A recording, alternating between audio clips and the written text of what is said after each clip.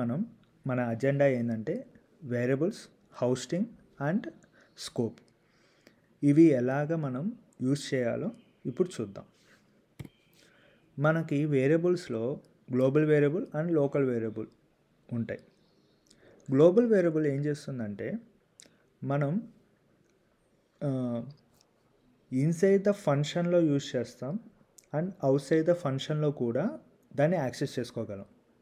Okay, so దానికోసం మనం ఆటోమేటికల్లీగా variable నేమ్ని declare చేసి వాల్యూని యాక్సెస్ చేసుకుంటాం. లేదు అంటే మనం వేర్ అనే ఒక కీవర్డ్ని యూజ్ చేసుకొని మనం ఆ వేరియబుల్ నేమ్ యాక్సెస్ చేసుకుంటాం. కానీ ఈ లోకల్ వేరియబుల్ ఉంది కదా, ఇది ఏంటంటే ఇన్వోక్ ఫంక్షన్, అంటే ఫంక్షన్లో ఉన్నది మనం బయట యాక్సెస్ చేసుకోలేం, ఓన్లీ ఆ ఫంక్షన్లోనే మనం యాక్సెస్ చేసుకోగలం. ఓకేనా, దానికోసం మనం లెట్ అండ్ కాన్స్ట్ని యూజ్ చేస్తాం.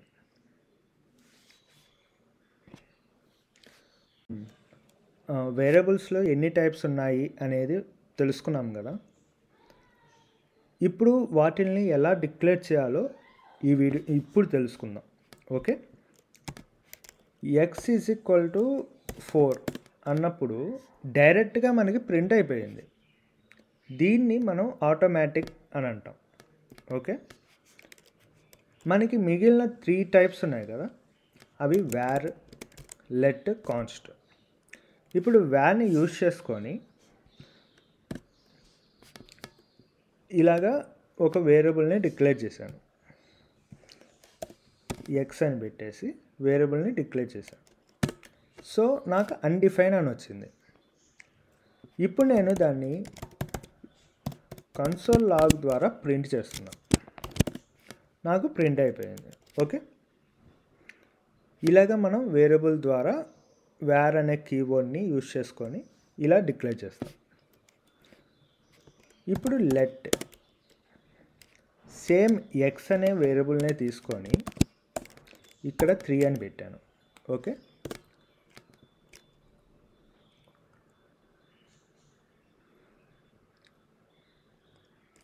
Console dot log of x. ఏమైంది ఇప్పుడు? Okay, sorry, spelling mistake, log. Okay, 3 అనేది అసైన్ అయిపోయింది. Same thing const x is equal to 4. ఇక్కడ మనకి const x is equal to 4 అని రాశాను. ఇక్కడ మనకు ఒక ఎర్రర్ అనేది అసైన్ అయింది. ఏమని? ఇది ఆల్రెడీ డిక్లేర్ చేసేసాము అనేది అసైన్ అయింది. సో మనం వేరే నేమ్ని అసైన్ చేసుకోవాలి. ఓకేనా, సేమ్ థింగ్ కన్సోల్ లాగ్ని క్రియేట్ చేసుకొని x1 ఎంటర్ చేస్తే మనకి అది ప్రింట్ అయిపోయింది. ఇలాగా మనం వేరియబుల్ నేమ్ డిక్లేర్ చేసేది. Okay, got it. సో ఇప్పుడు మనం హోస్టింగ్ గురించి చూద్దాం. హోస్టింగ్ అంటే ప్రీవియస్గా మనం వేరియబుల్ని ఎలా డిక్లేర్ చేయాలో చూసాం కదా. ఈ వేరియబుల్స్ మామూలుగా వేరియబుల్ని డిక్లేర్ చేసి దాన్ని యాక్సెస్ చేసుకున్నాం. కానీ ఇప్పుడు ఏం చేస్తున్నామంటే వేరియబుల్ని డిక్లేర్ చేయకుండానే దాన్ని యాక్సెస్ చేసుకోవాలి. అప్పుడు దట్ ఈస్ కాల్డ్ హోస్టింగ్ అంటాం. ఓకే, హోస్టింగ్ అంటే ఏంది? మనం వాల్యూని డిక్లేర్ చేయకముందే మనం డిక్లేర్ చేసేదాన్ని హోస్టింగ్ అంటాం. అంటే ఫర్ సపోజ్ డబ్ల్యూ అనేది నేను డిక్లేర్ చేయలేదు. ఓకే, వేర్ డబ్ల్యూ ఈజ్ ఈక్వల్ టు 100 అని పెట్టాను. సో ఇప్పుడు నాకు అన్డిఫైన్ అని వచ్చింది. ఓకేనా, అదే మనం కన్సోల్ సేమ్ అలాగే console dot log of r అని పెట్టేసి ఇప్పుడు లెట్ అనే కీవర్డ్ని యూజ్ చేద్దాం. R is equal to 100. ఇప్పుడు మనకి అన్డిఫైన్ అని వచ్చింది.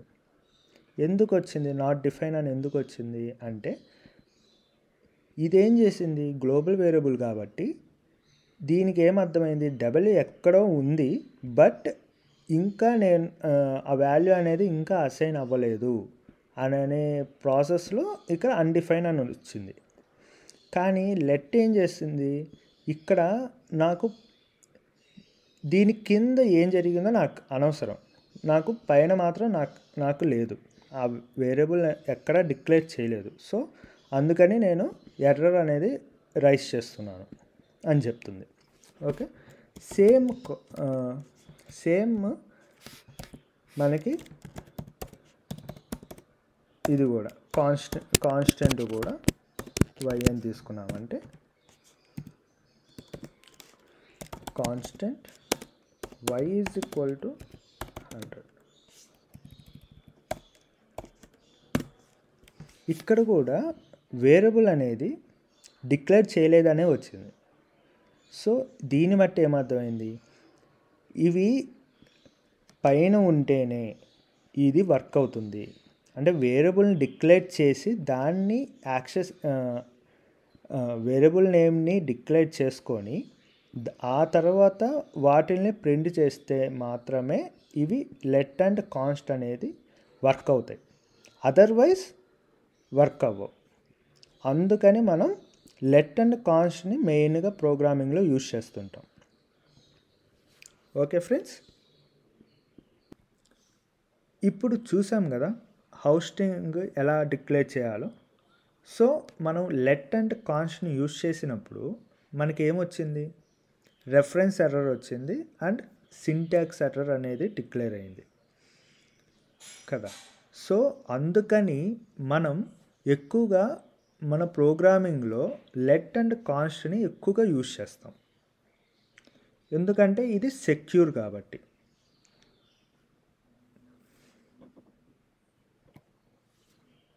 ఇప్పుడు స్కోప్ అంటే దీంట్లో 3 టైప్స్ ఆఫ్ స్కోప్స్ ఉన్నాయి, block scope, functional scope and global scope. వీటిని ఎలా యూజ్ చేయాలో చూద్దాం ఫ్రెండ్స్. ఇప్పుడు మనం స్కోప్ గురించి చూద్దాం. స్కోప్ మనం ఏం తెలుసుకున్నాం, 3 టైప్స్ ఉంటాయని తెలుసుకున్నాం. దాంట్లో బ్లాక్ స్కోప్ అని, ఫంక్షనల్ స్కోప్ అని అండ్ గ్లోబల్ స్కోప్ అని వీటి గురించి తెలుసుకున్నాం. వాటిని ఎలా డిక్లేర్ చేయాలి, ఫర్ సపోజ్ బ్లాక్ స్కోప్ ఇట్లా ఫ్లవర్ బ్రాకెట్స్ పెట్టి దీంట్లో మనం let x4 is equal to 3. Okay, ఇక్కడ మనం console dot log of x4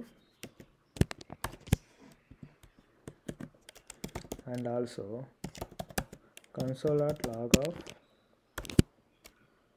x4. So ఇప్పుడు చూసారా ఏమైంది, ఈ స్కోప్లో ఉండేదే ప్రింట్ అయింది. ఆఫ్టర్ దట్ మనం ఈ x4 అనేది ఎక్కడ యాక్సెస్ చేయలేదు కాబట్టి మనకి రెఫరెన్స్ ఎర్రర్ అనేది డిక్లేర్ అయింది, అంటే x4 ఈజ్ నాట్ డిఫైన్డ్ అని వచ్చింది. ఓకే, ఫర్ ఎగ్జాంపుల్ మనం వేర్ అనేది ఇక్కడ క్రియేట్ చేసాం, వేర్ x3. ఓకే, ఇప్పుడు మనకి same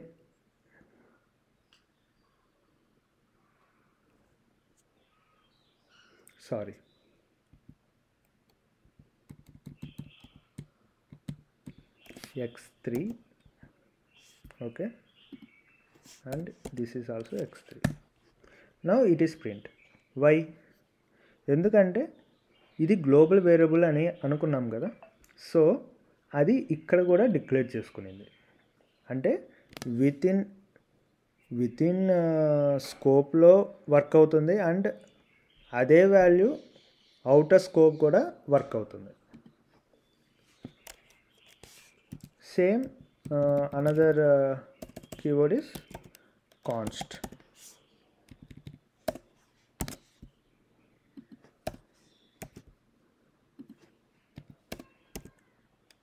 Okay, this is also not defined.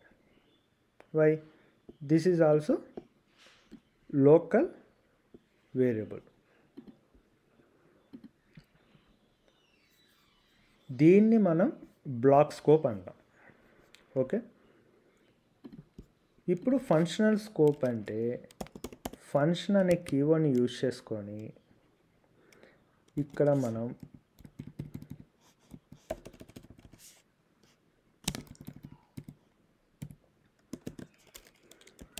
ఇలాగా వేర్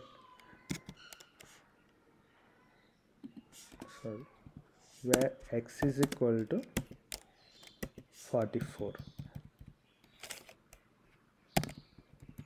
ఓకే, console.log of